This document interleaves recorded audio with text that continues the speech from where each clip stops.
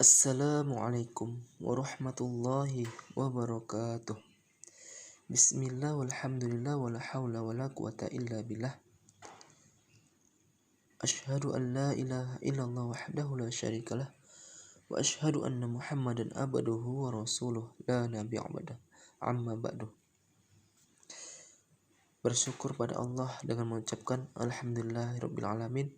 Bersolat kepada Nabi Muhammad sallallahu alaihi wasallam dengan ucapan Allahumma sholli ala sayyidina Muhammad wa ala ali sayyidina Muhammad. Di sini kami dari kelompok 3 yang terdiri dari 4 orang, di antaranya Agit Mutiara Rengganis dengan NIM 0501191043, Dina Silviana 0501171024, Siti Hamijah Rahab 0501192141, Muhammad Khaironi 0501193276. Langsung saja ke pembahasannya. A. Kebijakan ekonomi makro pada masa Rasulullah SAW. Perkembangan ekonomi Islam menjadi suatu yang tidak dapat dipisahkan dari perkembangan sejarah Islam. Pemikiran Islam diawali sejak Nabi Muhammad SAW dipilih sebagai Rasul. Rasulullah SAW mengeluarkan sejumlah kebijakan yang menyangkut berbagai hal yang berkaitan dengan masalah kemasyarakatan, selain masalah hukum, politik, dan juga masalah perniagaan atau ekonomi. 1. Kebijakan fiskal pada masa Rasulullah SAW. Pada zaman Rasulullah SAW, pemikiran dan mekanisme kehidupan politik di negara Islam bersumber dan berpijak pada nilai-nilai akidah. Lahirnya kebijakan fiskal di dalam dunia Islam dipengaruhi oleh faktor. Salah satunya karena fiskal merupakan bagian dari instrumen ekonomi publik. Tantangan Rasulullah SAW sangat besar, di mana beliau dihadapkan pada kehidupan yang tidak menentu, baik dari kelompok internal maupun eksternal.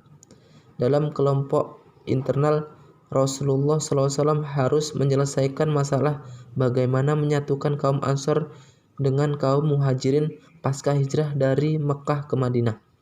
Sementara tantangan dari kelompok eksternal yaitu bagaimana Rasul bisa mengimbangi rongrongan dari kaum kafir Quraisy. Akan tetapi, Rasulullah SAW dapat mengatasi semua permasalahan berkat pertolongan Allah Subhanahu wa taala. 2. Unsur-unsur kebijakan fiskal pada masa pemerintahan Rasulullah SAW. A. Sistem ekonomi. Sistem ekonomi diterapkan Rasulullah SAW berakar dari prinsip-prinsip Qur'ani. Prinsip Islam yang paling mendasar yaitu kekuasaan tertinggi hanyalah milik Allah SWT semata, dan setiap manusia diciptakan sebagai khalifahnya di muka bumi ini. B. Pemikiran ekonomi Islam pada masa Khulafaur Rasyidin. 1. Abu Bakar As-Siddiq.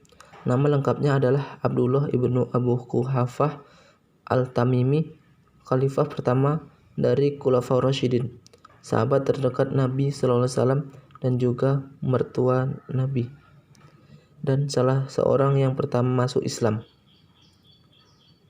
Pada masa pemerintahannya yang hanya berlangsung selama 2 tahun, Abu Bakar lebih banyak terkonsentrasi pada persoalan dalam negeri. 2. Masa kekhalifahan Umar bin Khattab radhiyallahu anhu. Umar bin Khattab radhiyallahu anhu memerintah hanya selama 10 tahun, akan tetapi dalam periode yang sangat singkat tetapi banyak kemajuan yang dialami umat Islam. Pemerintah Umar bin Khattab merupakan masa keemasan dalam sejarah Islam. Dalam aspek ekonomi, sistem ekonomi yang dikembangkan berdasarkan keadilan dan kebersamaan. Sistem tersebut didasarkan pada prinsip pengembalian sebagai kebanyakan orang-orang kaya untuk ditagihkan kepada orang-orang miskin. 3. Masa kekhalifahan Utsman bin Affan radhiyallahu anhu. Permasalahan ekonomi di masa Khalifah Utsman bin Affan semakin rumit sejalan dengan semakin luasnya wilayah negara Islam. Pemasukan negara dari zakat, jiz'ah, dan juga rampasan perang pada 6 tahun pertama kepemimpinannya. Balkh, Kabul, Ghazni, Kerman, dan Sistan ditaklukkan. Untuk menata pendapatan baru, kebijakan Umar bin Khattab diikuti. Kemudian Islam mengakui 4 kontrak dagang setelah negara-negara tersebut ditaklukkan. Lalu tindakan efektif diterapkan dalam rangka pengembangan sumber daya alam. Hak-hak diantaranya: A. Pembangunan pengairan. 2. B. Pembentukan organisasi kepolisian. C. Kebijakan pembagian lahan luas milik Raja Persia. D. Pembangunan gedung pengadilan guna penegakan hukum. 4. Masa kekhalifahan Ali bin Abi Thalib radhiyallahu anhu. Setelah menjadi khalifah, Ali bin Abi Thalib menempatkan kembali kondisi Baitul Mal di tempat pada posisi sebelumnya. Antara lain, memecat beberapa pejabat yang diangkat Utsman bin Affan radhiyallahu anhu, membagikan tanah yang dibagikan Utsman kepada keluarganya tanpa alasan yang benar, memberikan tunjangan kepada muslimin berupa tunjangan yang diambil Baitul Mal, mengatur kembali tata laksana pemerintah untuk mengembalikan kepentingan umat, serta meminta pusat pemerintah ke Kufah dari Madinah. Pada Khalifah Ali bin Abi Thalib berkaitan dengan kebijakan yang dilakukan selama 6 tahun kepemimpinan dengan kebijakan yang dilakukannya selain 6 tahun kepemimpinannya adalah: A.